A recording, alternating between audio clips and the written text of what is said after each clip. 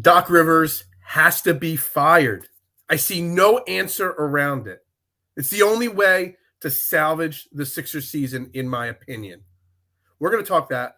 Major League Baseball free agency, breaking news, Brittany Griner released from prison in Russia. We got lots to talk about today on Training the AM, so don't go anywhere. We start in 30 seconds.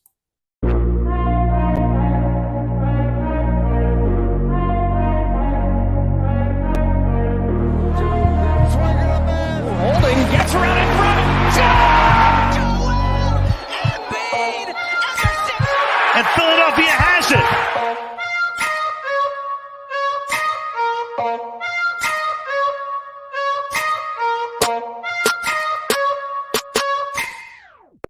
And a very good morning, everybody. Welcome to Trending in the AM on DSM Media. We're live across all social media platforms, Facebook, Twitter, Twitch, YouTube. You know the drill.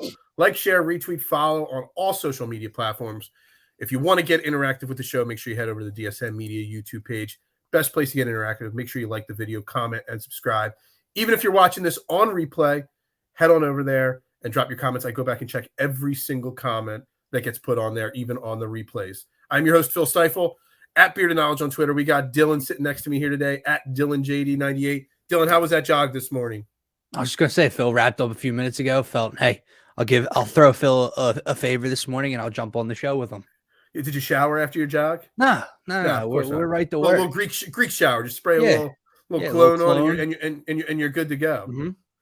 All right, so we're going to dive right into it today. And I appreciate anybody that tuned in. Actually, I had a lot of great views yesterday on my show. I was sick as crap yesterday. I tried to power through it and do a little Taiwan Walker talk. And we're going to get into a little bit more of the Phillies and their free agency later on in the show. But I've been wanting to talk about this for a while. And we've dabbled with it this year, the Doc Rivers and the firing of Doc Rivers, the necessity of it. But the longer this season goes on, Dylan, the more and more I look at this season as going to be a complete waste of a season if they don't move on from Doc Rivers. Mm-hmm. And I spent, and everybody knows that follows me on Twitter, I hate the NBA trade machines. But you know what? I'm trying to find, I really am worried that they're not going to fire Doc Rivers. So I'm trying to find a way to fix this team. And with the success Dave Dombrowski's had this offseason in the 2022 Phillies, with the success Howie Roseman and the Eagles are having, I feel like Daryl Morey is going to have his hand forced to make a bold move. And I'm looking at the NBA trade machine, and I cannot find a trade that does not involve Tyrese Maxey that is viable, that will actually make this team better. So what point is everybody going to get on board with the fact that the only bold move that maybe shakes us up, because it's not necessarily the answer, but the only bold move that shakes us up is the firing of Doc Rivers? Yeah, Phil, me and you would go back and forth on this. Scotty would join the conversation, and we would talk about this a lot. And actually, before the season, I think I mentioned on your show that maybe we overreact to how poorly Doc Rivers can coach from time to time. Monday night was pretty much the night that was the straw that broke the camel's back, right? Agreed. And here's what they are. They're toxic. I brought this up to Scotty the other night. They're like a toxic relationship that every so often start to change their behavior and look like a different person, and they reel you back in and tell you things are going to be different, and then bang, it's back to the same old toxic relationship, right? Doc, we've seen him coach underman teams before, and they reel you back in for that 2-3 week stretch with Shake Milton and George Niang and DeAnthony Melton, and they're winning games they probably shouldn't be winning, right? They're beating the Nets with nobody.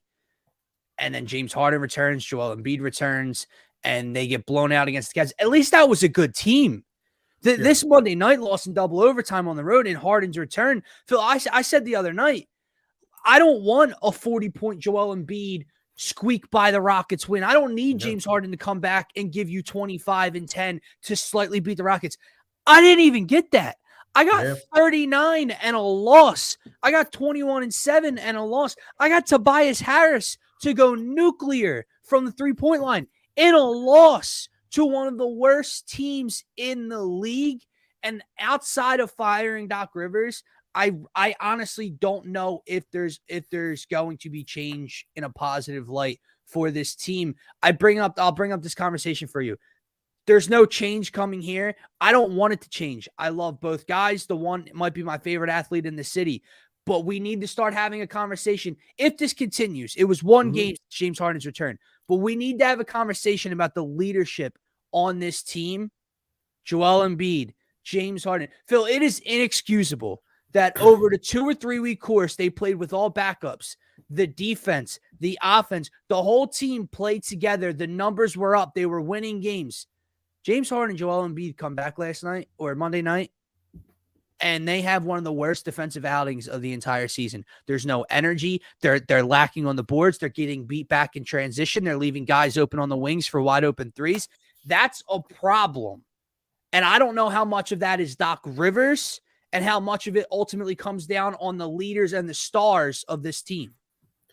Well, I mean, let's a couple different things there that you said. First off, that Rockets game. I didn't even want to mention the Rockets game as part of my argument, but the Rockets game was, to me, it's the one that broke me. Yeah, I mean, well, I've been broken. I said it. So we're in the middle of a 4 days off stretch here. Yeah, 3.5, 4 days off, whatever it was. This is the second big stretch we've had off already this season, and these are the moments you make those kind of moves. You know, an NFL team fires their coach, before the bye week, to give yourself the extra time with the new regime. I'm worried that they're not going to do it. And if they don't, this ship is going to go down quickly. Think they are. And that's a problem. And Daryl Morey is just as much to blame and just as much of a problem as Doc Rivers is. And we can get into that in a minute. You talk about the leadership of this team. And I already got just thrashed for bringing up the what you do with Joel Embiid conversation weeks ago. And of course, he goes off and scores 59 points that night. And things turn around for 3 days. But if you're not going to fire Doc Rivers, if you're going to ride out the ship with him, then you got to have the conversation that Joel Embiid and James Harden aren't a good fit. And I don't want to hear about they miss time, they don't play together enough, and this and that. They're all just excuses. These are two of the greatest players in NBA history. Let's be honest. Joel Embiid, even in his short window, will go down as one of the greatest players of all time, one of the 100 greatest players of all time. These are two top 100 players of all time in NBA. They should be able to figure it out. So if it's not Doc Rivers, because he can win with Shake Milton and George Niang, then it's got to be that pairing. And I talked about it earlier this week or maybe last week that I was thinking back to, I was watching it, maybe it was when the Sixers played the Pacers, or I was watching a Pacers game and I was watching Tyler Halliburton play. And I think back, like, we won the Ben Simmons for James Harden trade technically, because Ben Simmons wasn't going to play here. Right. But all the other talk of who we could have traded Ben Simmons for. And I look at some of these other deals, the Halliburton and Harrison Barnes, or Halliburton and Buddy Hield, or one of the wing guys from the Rockets, and all these other things. Doc Rivers can't figure out how to play these two guys together because maybe they're not meant. Maybe we did technically lose that trade. Listen. And maybe it shouldn't have been James Harden. And that's on Daryl Morey and him having this dead set idea to resurrect the Houston Rockets from 10 years ago. Listen, I'm so glad you brought this up. So it is December. What's today, Phil? December 8th. There is a chance we look back at this show in 2 or 3 months and we just laugh at ourselves and it goes, what idiots, right? There's a chance. But I doubt that. I'm starting to agree with you. I literally was laying in bed the other night thinking about this 2-man game. And I can't wrap my mind around it, Phil. It looks so hard out there for them two to play together, and it shouldn't. It shouldn't. And the thing I'll let you go in a second, but James Harden doesn't want to be the go-to scorer anymore. He said that in Brooklyn. So he has no problem deferring to Joel Embiid, but it still doesn't work. Because here's the thing. I don't know if it's Doc, like you said, he can't make it work. If these two don't know what they're doing together, if there's a lack of a philosophy and a game plan in the half court, but this 2-man game, specifically the pick and roll, Phil, when he first came here, if you go back to that New York game, Saturday or Sunday afternoon, it was like his second game as a Sixer. They were incredible. We were and this was division, right? And there was a stretch there where they look incredible. And it's like we've gotten away from that. So here's my point. You get in this pick and roll game with them. It's either James comes around the screen, off the screen from Joel, pulls up to the elbow, and can't knock down the jumper. Like he shot like 4 for 19 on Monday night. So when he can't shoot correct, if he's not shooting well, the 2-man game looks even worse. The other part of it, the pocket pass to Joel, it's like Phil, he can't make up his mind. In that 2-man game, right? Joel, you come off the screen. I'm going to give you a pocket pass at the elbow or right on the short wing, right? You got to either pull it with confidence or one dribble and get to the rim and draw contact. Joel gets the pocket pass that's supposed to create the separation for him and waits for the defender. It's like he's accepting a normal entry pass at the wing, Phil. And then he just waits, and then he gives you the shimmy, and then he goes to work. That defeats the entire purpose of the 2-man pick and roll game between them two. You get it, and you react. He's waiting, and then breaks the defender down off the dribble. So the question is, how much of this is that they don't work together well? They're not a good pair. They're not a match made in heaven. And how much of it is that's what Doc Rivers is telling them? I know that's what I don't. And I don't know. My thing is, I am more willing to move on from Doc Rivers right now and try. Look, everybody wants to say Sam Cassell is the next guy. We don't know if Sam Cassell is going to be a good head coach or not, but he can't be any worse than Doc Rivers, right? And I look at, you go back to that Rockets game. They were down almost all the whole game. They made a comeback, and they had a chance to win it at the end of the fourth quarter there. Yeah. And again, for the 4,000th time, a set play run to win the game. Well, that's and what did he do? He took a hard shot from 37 feet. Got blocked. No, it got blocked. I know, but he was like 4 feet off the 3-point line. Oh yeah, with a defender right in his mouth. There was no actual set play run out of it. No. So how much of that is that James Harden's like, screw what Doc Rivers is drawing up, I'm just going to do ISO and score. Right. I don't know. Or how much of it that's what Doc's saying Doc to do. Drew up. Apparently. And that's the problem. From what I've read, it's what Doc drew up. And not only that, I understand it's James Harden. You picture him getting separation off the dribble. Philly was 4 for 19 that game. You didn't think to get Joel Embiid the ball, who had 39 that game. You didn't think to get Tobias Harris maybe even a look. 7 of 8, 8 of 9 from 3 or whatever. That's a problem as well. I'll tell you the other thing that has been that just I want to love this team. I want to love this pairing because you mentioned the talent where if they put it together, they can crack through in the playoffs. The body language, the emotion sucks. And I don't understand it because they're friends. Like Joel and Ben weren't friends off the floor, right? Joel had that relationship with people. Joel and James spent the summer together. They comment all the time on each other's stuff. They're laughing together in press conferences. They say they miss each other when one's hurt. When Joel was playing without James, there was emotion, there was fire, there was hustle defensively. James come back, he doesn't get the ball in the half court. Pouts his way down. It makes no sense. You know what? And this could be totally off base. I did not think of this. I just thought of this 10 seconds ago because of what you said.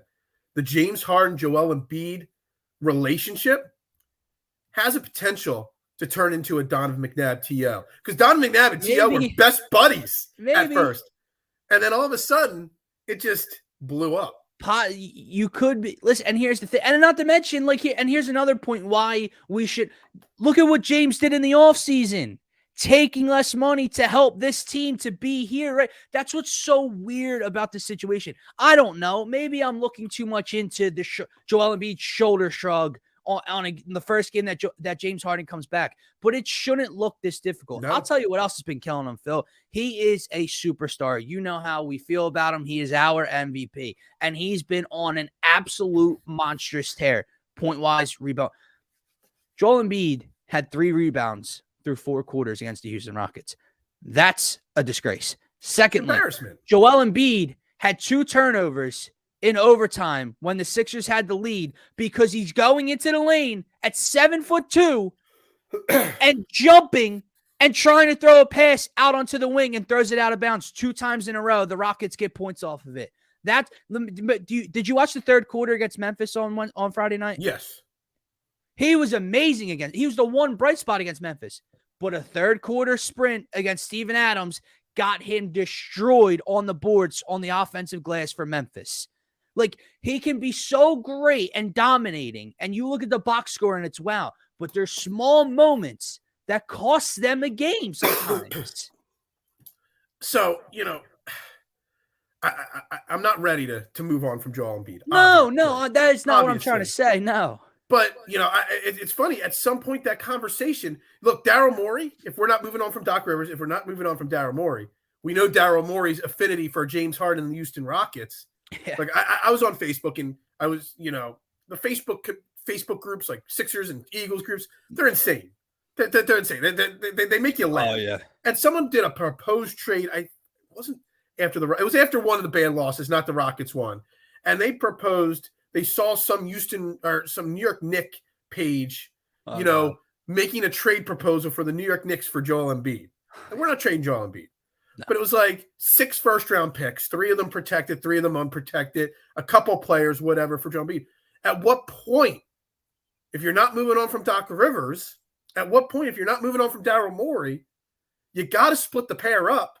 Mm-hmm. You don't want to move on from Tyrese Maxey because he is the future of this team at this point.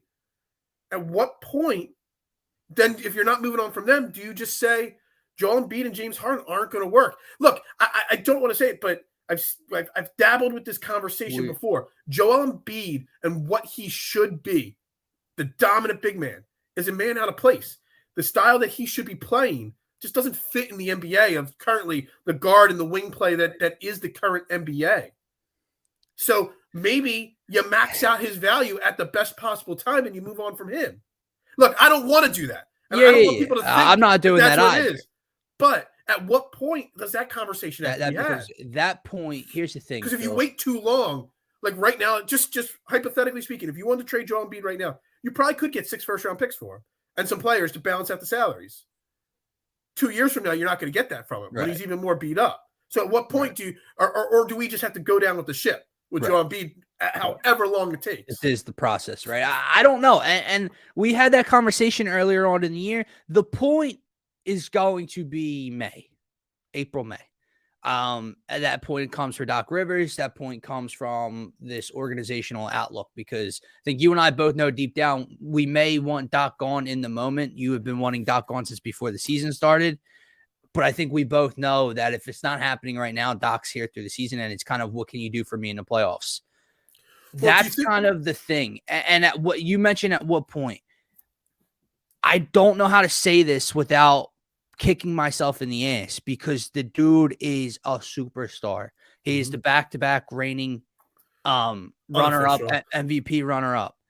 At what point does he become a common denominator? That's what. How many regimes? How many different teammates? How many different kind of offenses are you going to try to put together for second-round exits? I'm not saying it's his fault.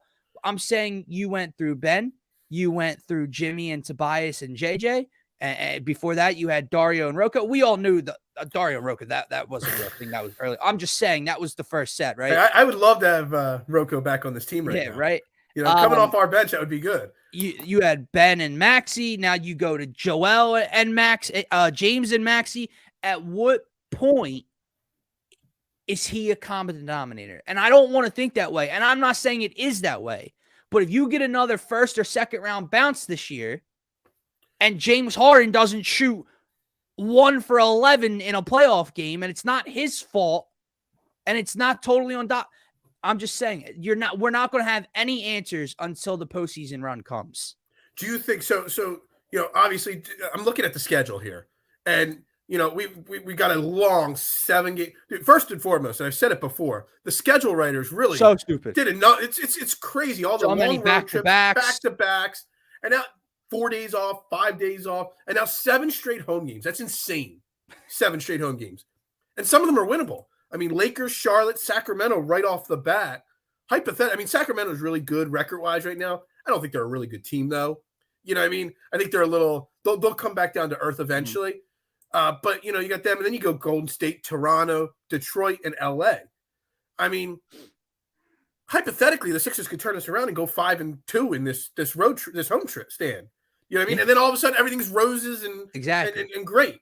But then they go back on the road, and everything's going to come – like, that's the thing. It's just going to keep being this peaks and valleys over and over again.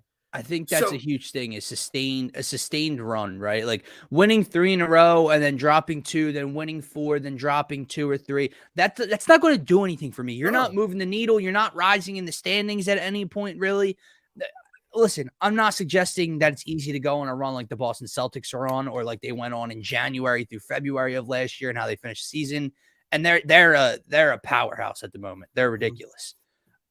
But it's not impossible to win 6, drop 1, win 4, drop 1. You know what I mean? Yeah, so that's what they need to do. Yeah, exactly. It can't be win 3, drop 2, win 4, drop 2. That doesn't do anything for me. To their credit, 4-1 stretches. To their credit, they're 12-12. They're 500, and they have been beat the hell up to start the season. So unless you start to show me something, you have about a month or 2 now to change my mind. And if we get into my birthday area in February and you still look like the same team, I'm out heading into the playoffs. The thing is, the NBA season's different. We're 24 games. We're over a quarter of the way through the season. I know. You know, it's not baseball. You know, you waited till 51 games in to fire Joe Girardi, and obviously, Joe Girardi and Doc Rivers, if you think about it like it with an open mind, have very similar career paths as coaches. Won titles early in their career and lived off that hype, you know, throughout there, kept getting jobs and just couldn't put together at the later parts of their career. The Phillies almost waited too long. You want to spark the team now, you do it now, because doing it now, maybe you get a little that maybe you're not going to get like a 14-1 stretch like we did under Rob Thompson to start, right? But you get a little spark, and maybe that builds some momentum. Yeah, and you wait till February, and if we're 30-30 in February or 29-32 in February, you know, for just as much as I looked at it before, we're 2 games out of the 12 seat in the conference, which is multiple games out of the playoffs. Mm-hmm. But we're also only 1 game out of home court advantage in the 4th seed. Yeah. So like now's the time to either make up some ground or it's just going to fall. You can fall far backwards. You know what I mean? Like you look at the standings in the Eastern Conference. Obviously, the Bucks and the Celtics are the clear-cut top. Mm-hmm. I still think the Cavaliers fall back down to earth. Yeah, Brooklyn's being better, but you got Brooklyn, the Hawks, the Pacers, the Raptors, us, the Knicks, the Heat. There's so many teams that are mediocre. Now's the time to differentiate yourself from everybody else. Don't wait 25, 30 more games to do it. You can't fire a coach 60 games into a 82-game season and think that's going to solve it. No, and that's why I'm telling you, if it does not happen soon, like soon, it's not happening until it's not happening at all. Go ahead. No, my bad. I was just going to say, to point this out, we talk about their up and down and having a stretch here. They're 12-12, Phil, and they've had a lot of good wins, meaning undermanned. Like you look at the Bucks game, they've beaten the Hawks 2 or 3 times. The Nets game, they have really good wins. You know what that tells me? They've lost a lot of games so far that they shouldn't have. Absolutely. For every good win, they've got 2 bad losses. Yes. And that's a problem. So here's my biggest concern. Obviously, the Doc Rivers thing, we agree that if it's not happening now, it's not happening. Mm-hmm. And this will help us transition in a little bit into the other parts of the show. Do you think Daryl Morey feels the pressure of the other teams in the city? Howie Roseman and the Eagles, all in. Their expectations have changed to a Super Bowl title. Not making the playoffs, Super Bowl title. The Phillies made the World Series, lost in the World Series. Dave Dombrowski, all in this offseason to make sure not only do we get back to the World Series, but we're contending for another World Series title. Do you think Daryl Morey feels that pressure? And I think he does. And to me, that scares me because, again, the only viable trade chip you have is Tyrese Maxey. Mm-hmm. I'm still seriously concerned about the move that's going to come in the immediate future, and it's going to involve Tyrese Maxey. Yeah, man, we're going to find out, right? And I do agree with you because, A, they all should care. Because not just for it to share success and when you see a sold out Citizens Bank Park or a sold out Link, you want that and you want that feeling, right? Later in the playoffs. But the Sixers almost had the keys to the city. You can go back 1 calendar year Mm-hmm. The Eagles weren't running the ball, looked bad, weren't going to make the playoffs. The Flyers stink. The Phillies didn't make the playoffs again. They all, and everybody, every day we would talk about Sixers. They make the trade for James Harden. Sixers. Now you have an 11-1 Eagles team. You have a World Series ridden baseball team who just signed the best shortstop in baseball and is making noise while you're playing. You have a soccer team that's gaining traction that just made the championship game again this year. So you went from almost having the keys to the city to being a lot of people's number one focus to middle of the pack. 4, 5. I don't really care about watching you right now. That's a problem. Dude, no lie. The Wells Fargo Center has not been jam-packed all year. No. And even when they are jam-packed, the crowd energy level, I won't go back to saying as bad as like the process days, but there's no energy in that stadium. No. It's silent.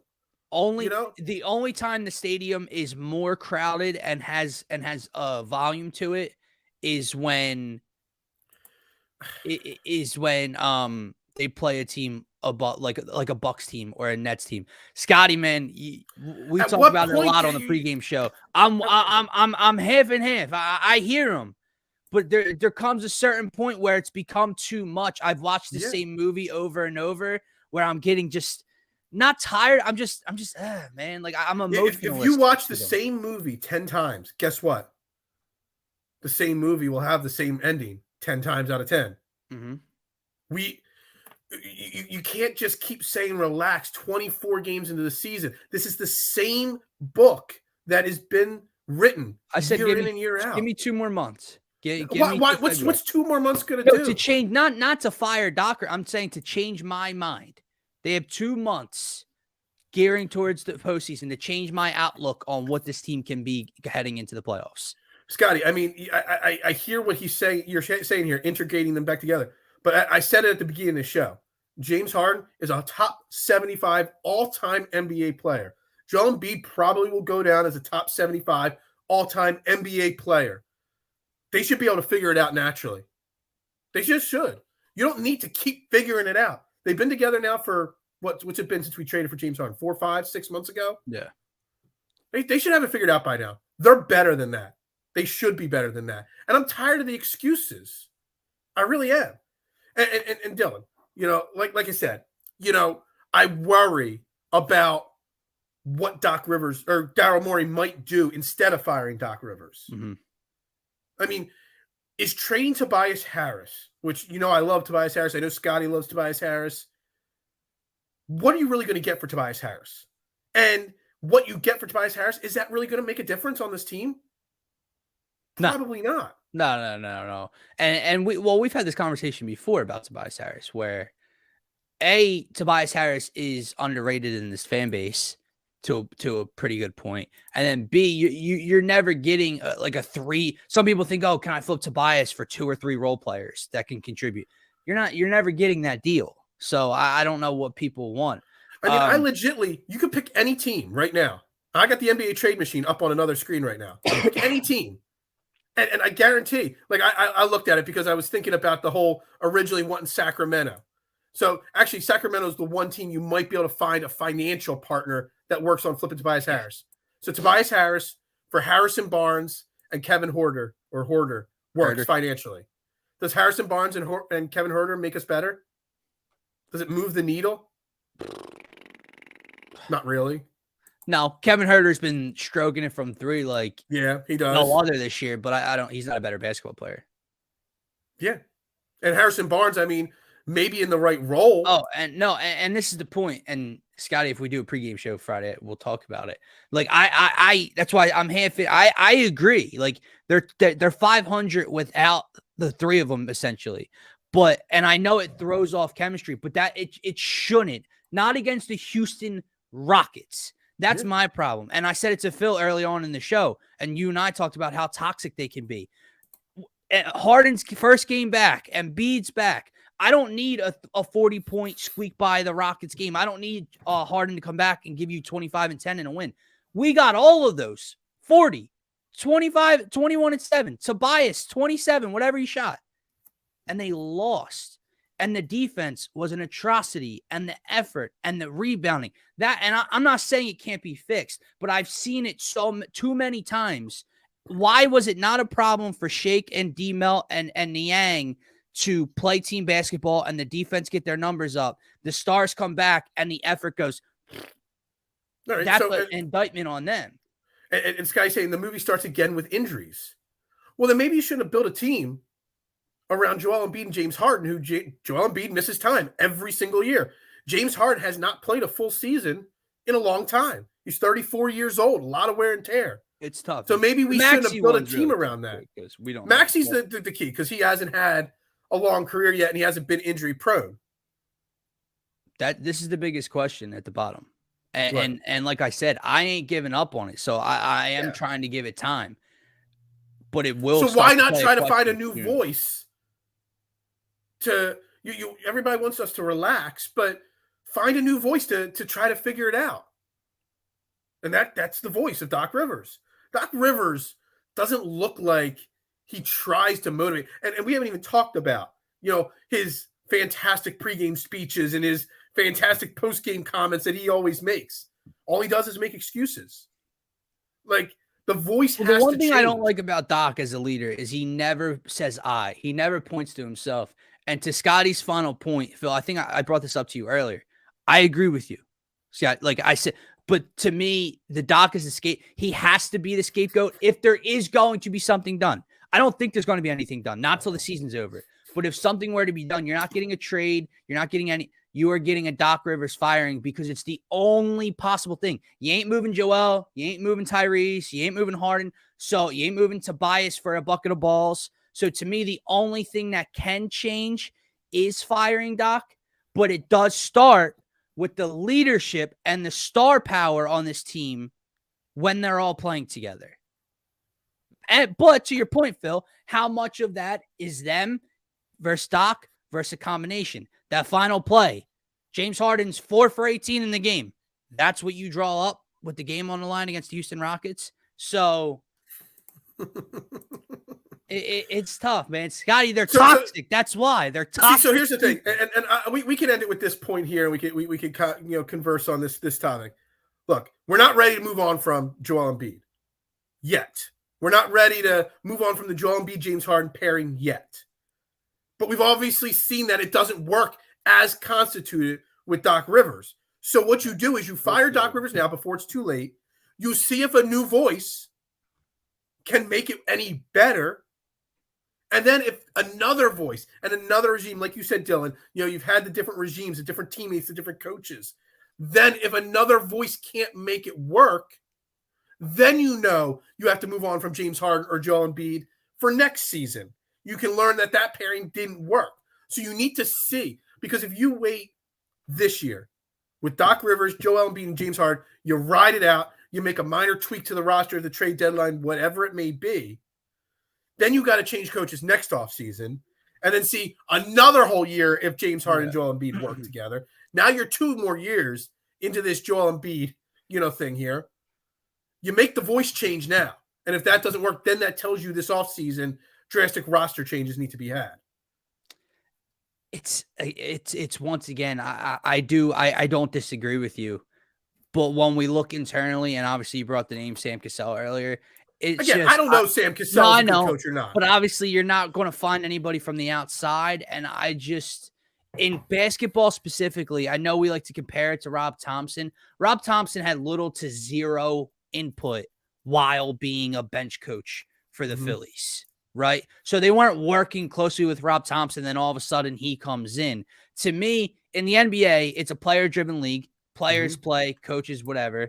And when you see all the work they put in with Dan Burke and Sam Cassell throughout the week, shouldn't that already be showing? Like, that's not, Doc just doesn't say get on game day, hey, throw all that away. You do what I say. Like, they're working with these guys already.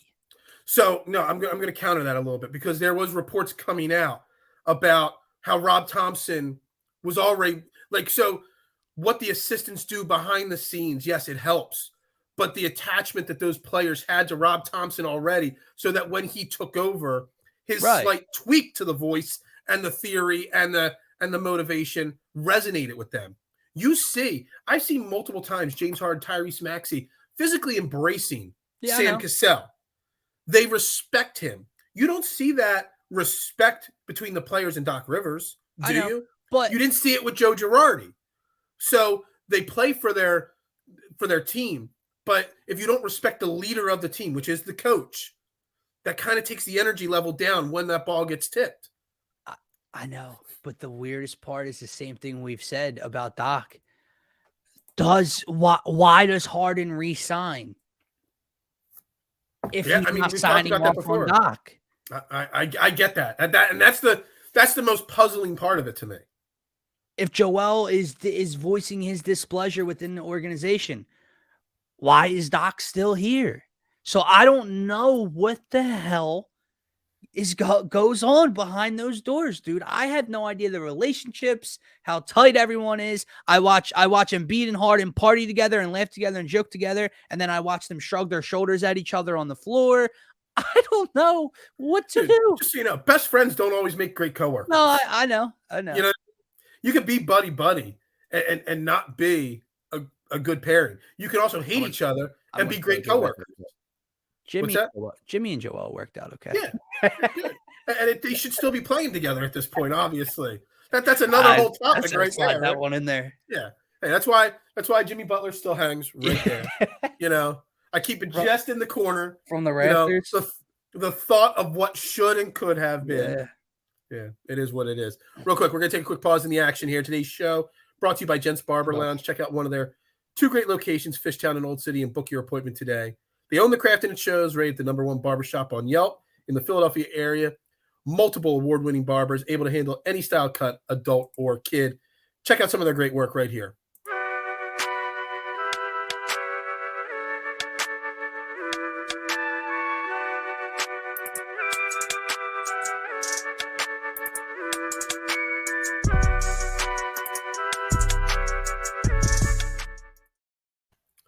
We are back here trending in the AM right here on DSM Media. Again, if you're watching this show, like, share, subscribe, follow, comment. We're talking Sixers. Well, we have been. And yes, Scotty, toxic relationships are very, this is a toxic relationship we are having right now, for sure, with this Sixers team. But I want to, we spent 37 minutes on that. I know Blue City Empire put it in here, and I mentioned at the beginning, breaking news. Brittany Griner has been released from a Russian prison. We don't shy away from the big issues. I don't know a whole lot. Yeah, it's trending. I do want to say it's pretty awesome that that she's getting released finally. It's great. I just don't know anything about.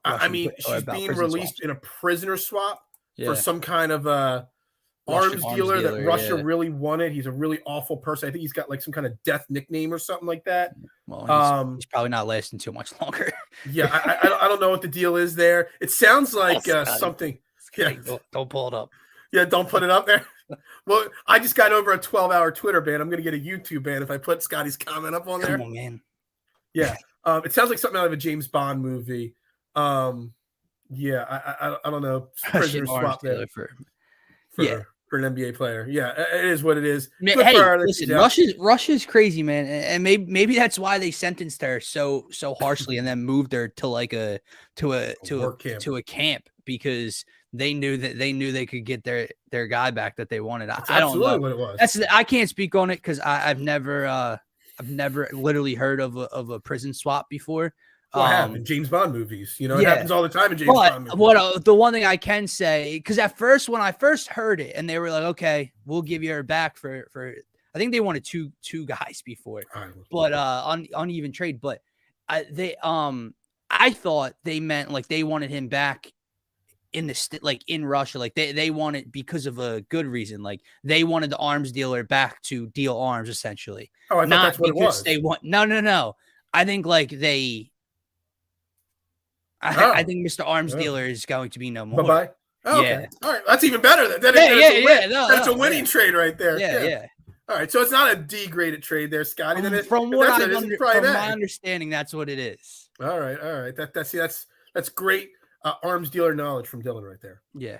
Okay. Because no offense, if he was if this dude was like a national security threat, I'd be a little worried about the fact that, he was going back to Russia, but Yeah. I don't think that's the case, Absolutely. and great for her. And it was such a weird thing, man. Like you can't. It's Russia, dude. You Yeah. can't, even if you forgot it. But then 9 years, like they are so Her whole thing ingrained. was all they sentenced her and they made that a big spectacle Oh, just to make it was all oh, to make a point. it was all for for the TV cameras and Yep. for they were trying to make a statement and whatever. I Yep. just thought we should mention it and bring it up. It is trending and big. It is massively breaking news. You know what I mean? We just don't know enough about it to spend too long talking about it. So the last part of the show, Dylan, yesterday, again, like I said, I appreciate everybody tuning in yesterday. Really didn't get to get too big into my feelings on the Phillies offseason so far. I wasn't feeling well. So I do want to spend some time and get your thoughts. Obviously, like I said, Daryl Morey's feeling the pressure of the other teams in the city. And Dave Dombrowski is basically Daryl Morey with titles under his name. Goes all in all the time. Daryl Morey's never actually won a thing. Dave Dombrowski has. And Dave Dombrowski has taken 4 teams to a World Series. He's won World Series with 2 teams. And he's having a pretty damn good offseason. I know people think I don't like the Taijuan Walker deal. It's not that I don't like the Taijuan Walker deal. I just wasn't thrilled as other people were because I realized Taijuan Walker has some flaws in his game as well. But so far, initial reaction, I mean, it's been a home run off-season free agency as a whole so far for the Phillies, correct? It's been better than I even hoped for, if that makes sense. And I think timing has to do with that, how quickly things got done. I mean, Jesus, Phil, the first 2 hours of winter meetings, Trey Turner is a Philadelphia Philly. We didn't know if this would take till February, till end of January. I had no idea. And it happened so quickly. You get I know people want to harp on the 11 years. Xander Bogaerts, I know he's younger than Trey Turner, not by a ton. He just got an 11-year deal. What did he get? He got $280. So he got $20 million less over 11 years. So less than $2 million a year less. And Trey Turner, like I'm not trying to take anything away from Xander Bogaerts, but Trey Turner he's better. I don't think there's any doubt that Trey Turner is better. There were 4 marquee free agents at the position. Trey Turner is 95% of people's number one. Correa gets some votes for people, especially because he's a little bit younger as well. But no, Trey Turner is number one for me. And I think above nothing else, first of all, Phil, this dude can roll out of bed and hit 305. He's going to hit around 20 home runs. He's going to steal around 40 bases. He just hit for 100 RBIs last year. He's not gold in the field, but he's damn good in the field. Not to mention it pushes Bryson Stott back to a position he's better at up the middle than shortstop with his arm, correct? And he's just so consistent, Trey Turner. And what do I mean by that? If you saw the graphic with his splits, lefty, righty, home, road, runners on, bases empty, it's from like 295 is the baseline, 303's the ceiling, right? Like he's so damn consistent. He hits the ball where it's pitched. He does everything at a insane high level. So that signing A plus. You add another superstar. He's a superstar to this lineup, right? Let's not be that he is a superstar, 100%. Max Strom, I'll skip to that one. 2 years, 15. About the price. Skip right over Taijuan Walker. I'm circling back around. Max Strom, lefty arm. Has, I guess, higher upside. You're taking a little bit of a risk. He had a velocity jump last year, and you had to replace Brad Hand's lefty arm out of the bullpen. For now, we'll call it an upgrade. We'll see how it plays out. I think it's a little pricey for Matt Strom. It could be. He's got upside, yeah. But he's also got for as many good years, and last year was one of his best years, and he's had a couple really good years. He's also missed time with injuries, and he's also had some really god-awful years. Yeah. So it's the typical – it's a flyer. Relief pitching in baseball across the board. It's why so many relievers get traded at the trade deadline. Yeah. So many of them are good one year and bad the next year. 2 years, $15 million seems like a stretch for Matt Strom. Yeah.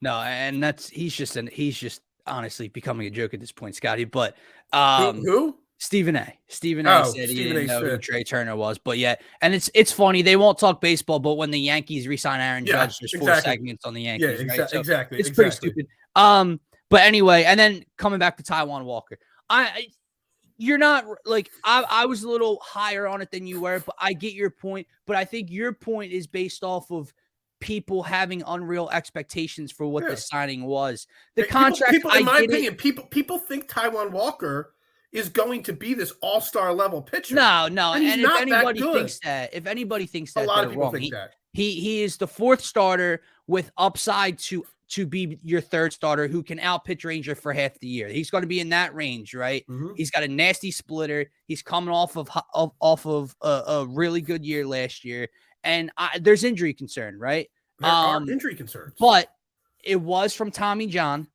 mm-hmm. and last year was his first full year back from Tommy John. He had a career. He pitched a full season in 2021 too.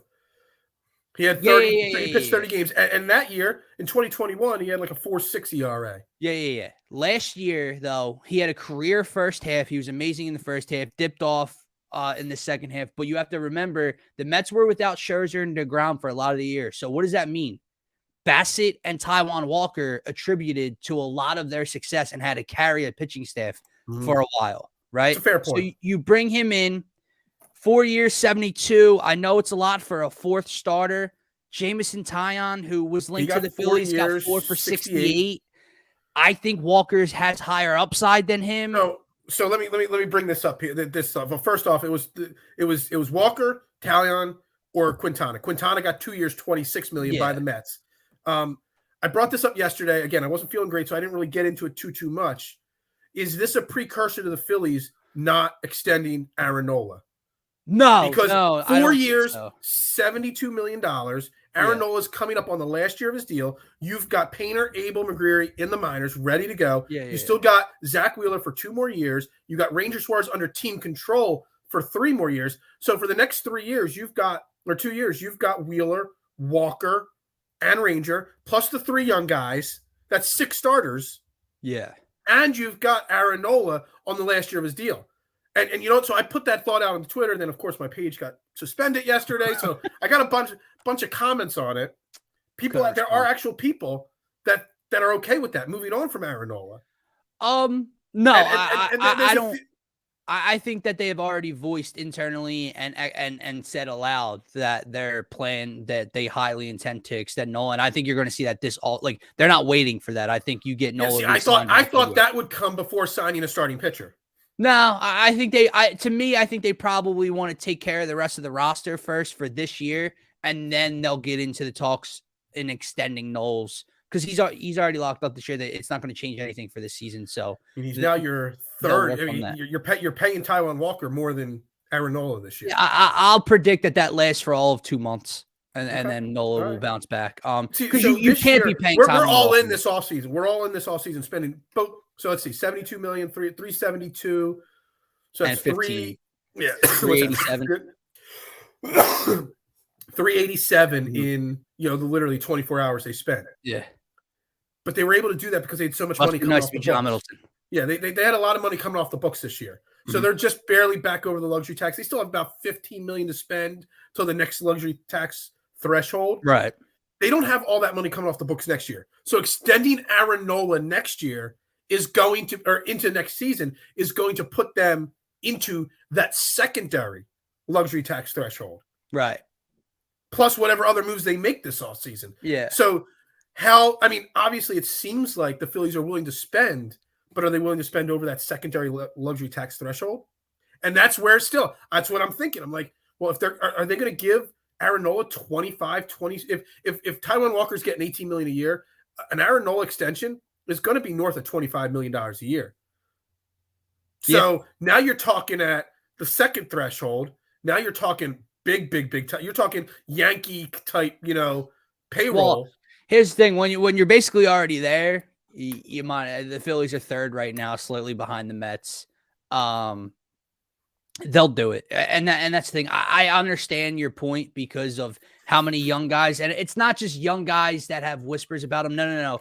2 of these dudes are Philly hopefuls to be the real deal, and you have Wheels, and you just signed this dude to 4 years. So what are we doing here? Where's the room coming from? But no, I would expect it's the room in the money, and it's the room in the rotation. Yeah, but you got to think, even if not this year, 2024, Painter and Abel are going to be in the starting rotation. Possibly, there's only so many spots. There's only so many spots in a rotation. I don't know. Unless they have thoughts on moving on from Zach Wheeler at some point. Right. I don't know. I don't know. Or Rangers role gets I don't think Does they he would get do that pumped to back to the Ranger, pen? but yeah. I don't know. I was thinking room financially and room in the rotation. No, it You makes set sense. yourself up to I have, just which you can never have too many starting pitchers. yeah. We've seen it across baseball, not just with the Phillies. People get hurt, injuries happen, and whatnot. So, it is what it is. But What I would I'll have felt say more comfortable giving Jose Quintana 2 years, $26 million, and at least it frees up that room a lot quicker for the other guys. What I'll say is not that teams accomplish everything they come out and say they want to do, and that if they don't go back on their word, and it's not just blowing smoke. But I don't know if I've ever heard a team announce and declare like aloud and have these discussions internally about extending a guy without being asked about it and then not extending him. Like it wasn't a question. Like there's been reports and rumors for since the season ended that this is something the Phillies and Dombrowski and Middleton want to get done. So I can't foresee this being like just I don't know it wouldn't even be smoke for anything. So Right. yeah, I don't think Milton's going anywhere. It was one of my concerns. My initial thought was Taijuan Walker gets hurt. My second thought was 4 years. My third thought was Aaron Nola. Yeah. And that's just my thought. It wasn't that I don't think Taijuan Walker's not a good pitcher. I said it in a secondary tweet and in a secondary comment. Are we better today than we were yesterday? We absolutely are. You know what I mean? Like we said, all playoff run, not having a 4-starter for the NLCS and the World Series was probably one of the things that it killed us. And now we do. So that's great. That's all great. I just, don't think people should be overreacting. Yeah. No, listen, guys. He's not Carlos Rodon, right? He's not on that. Not. He's at the top of the tier below, right? Rodon was up here. Then you get into the Quintana, the Walker. I don't think he was even the top of it. I think all those guys. Personally, I feel that Walker, Talon, and Quintana were a lot closer and equal than people realize. They're close. Yeah. For 2020, not big picture, not long term, but for 2023, I think all three of them were pretty much equal, would have brought equal value on a pitching basis to whatever team. I do like Quintana. I was hesitant on Taillon. I know the numbers are kind of similar. I've seen a couple of his games last year, just a couple, but I wasn't happy. And as a gambling man, Phil, day baseball, and he's on the bump, and I got Yankees run line or Yankees money line. They're down 4-0 in the second. It becomes noticeable to me. Okay. So all your decisions and opinions are based off of your betting habits. And if I win or lose, yeah. Exactly. All right. So do you think Dave Dombrowski is done at this point? Obviously, they've got to add more to that bullpen. Oh yeah. Obviously. Do you mean in terms like done in terms of doing something flashy or? Well, obviously they're. Are they done doing anything flashy? Because there are rumors of trades. That could still happen. There are. Spending wise, I think they're done flash wise. I don't foresee it. I think this is kind of the core you're rolling with.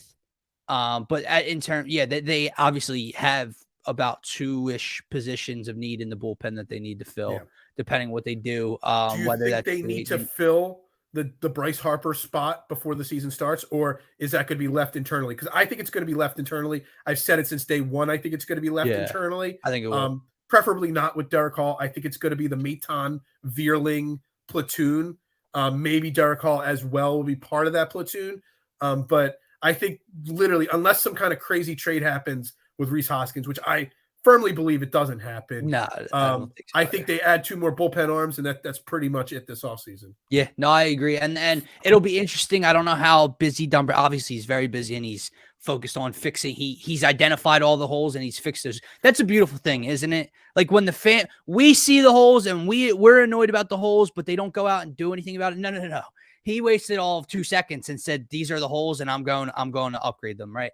But, Liam Hendriks' name from the Chicago White Sox was thrown out there. They're trying to shed salary. Strong arm back in the bullpen. Would be interesting to have him in the mix with Sir Anthony and Alvarado at the back end. I don't know if Dombrowski is willing to move anybody of value for it. I don't even know if the White Sox are looking for anything of value, but that's a name to keep an eye on in a trade. But then, just 2 middle relief kind of guys, 6, 7, 8 mil 1-year deals. I mentioned at the end of your show the other day, I flashed it up there, but you're kind of getting off the air at that moment when I tuned in. David Robertson and not Brad Hand, Corey Knievel. Yeah. As guys in the front end, not the back end, cheap deals.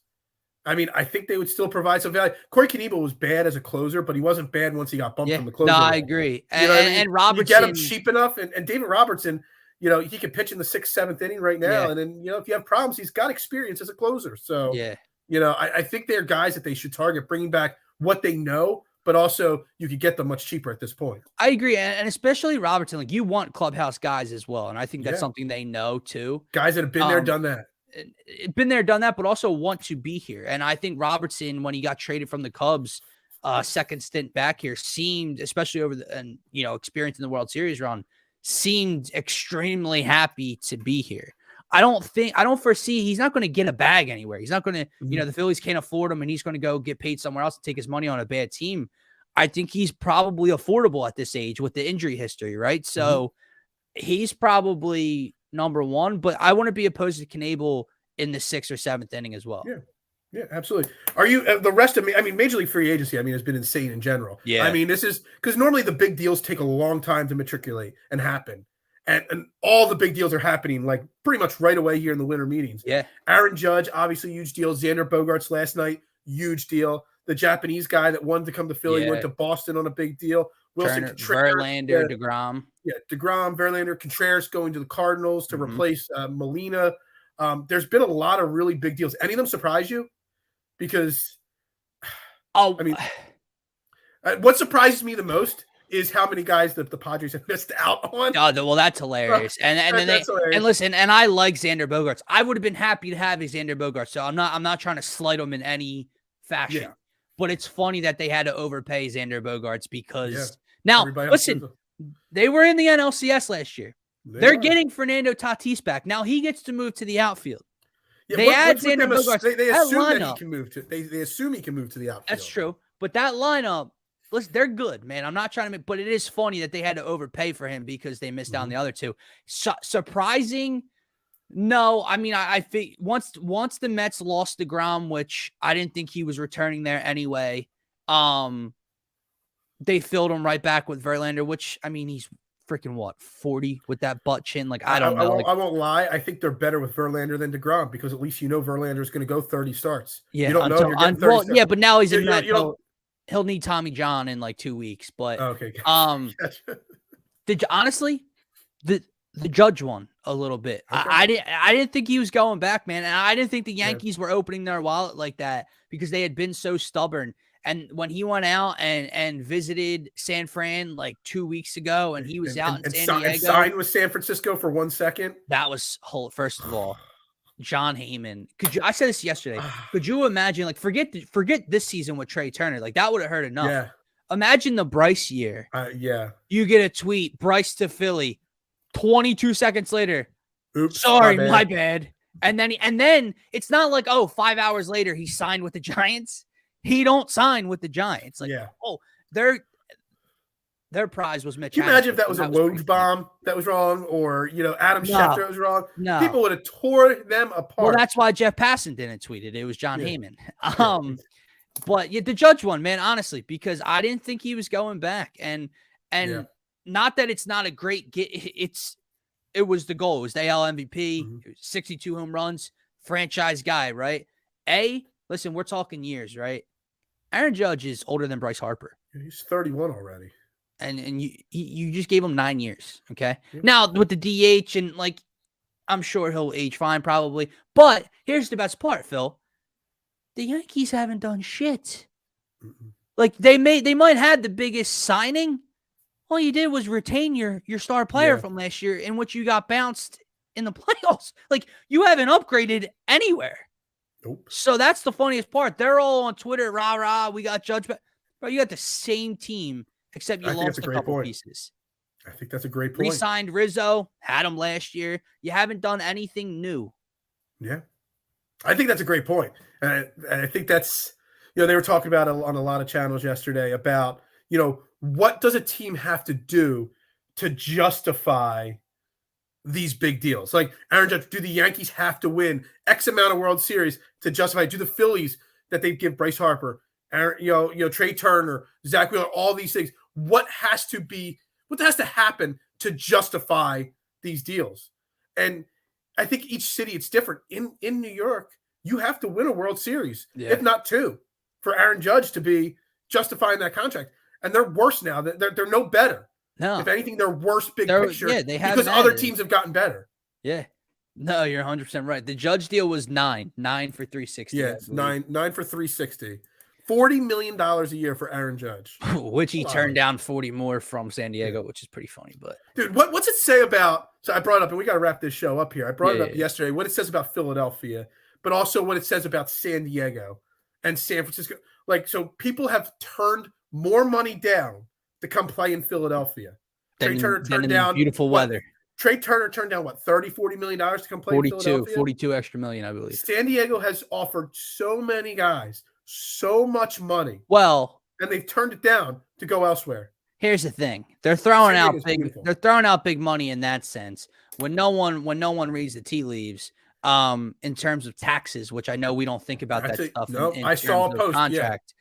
Yeah. If Trey would have taken the 42 extra compared to 300 here in San Diego, after taxes compared to both states, he was only bringing in a couple more million per year or total than he would the 300 in Philly. So it wasn't really 342 compared to 300. It was probably like 320 or less to 300. I thought I saw it was like $9 million difference. Yeah, it might have been over an 11-year span. So but I still think it says something about the fact that for sure Philly gets bashed for such an awful city. Let me throw this one thing out there. I know we have to wrap up. It's not just Philly, but Phil, that's why it's important to make the playoffs and people show up and make the World Series because you see that kind of stuff. Obviously, the relationships with Kevin Long and Schwarber and their wives and his connection and wife's connection to New Jersey and Florida. Bryce Harper already has an MVP here in Philadelphia. Yeah. Bryce Harper just had one of the most productive, historically great postseason runs of all time in Major League Baseball. So for that alone, he's worth the contract. But even if you took those two things away, and Bryce Harper has been not mediocre, but just whatever through his couple years now in Philadelphia, for nothing else, he is worth the contract. Look at the Kyle Schwarber, Nick Castellanos, JT Realmuto, Zach Wheeler, and now Trey Turner are not Phillies if Bryce Harper never signs here. You can do whatever you want with that statement. They are not Phillies if he never signs here a couple years ago. I think that's spot on. Bryce Harper, the GM, basically. Yes. He's the attraction that brings everybody else in. 100% agree. And it shows you how he's viewed league-wide. So there's some people that don't like him. There's some players that might not like him. Fan bases want to chant overrated on the West Coast. That's fantastic. Screw that. How many All-Stars have come here to play with him? I think you're pretty much spot on with that right there. Anyway, we're going to wrap it up right there, Trend in the AM, right here on DSM Media. Again, if you're watching on replay, like, share, retweet, follow. I will make sure I check every single one of your comments out throughout the day today. So make sure you do that for me. Tomorrow, we're breaking down Eagles game this week. Tomorrow's Eagles Friday. We got Brian Cameron from Philadelphia Sports Network and Flipping the Birds podcast coming on to join us to help us break down this week's Eagles game. Let's get back to the Eagles. I mean, I haven't talked to Eagles since Monday on this channel. It's kind of crazy. The 11-1 Eagles, baby. 11-1 Eagles have been backed off because of the Phillies free agent signings and because the Sixers suck, basically, is what's happened around here. So we'll be back tomorrow, Trending the AM. Again, for Dylan Davis, I am Phil Stiefel. Everybody have a great Thursday. We'll see you tomorrow. And Philadelphia has it.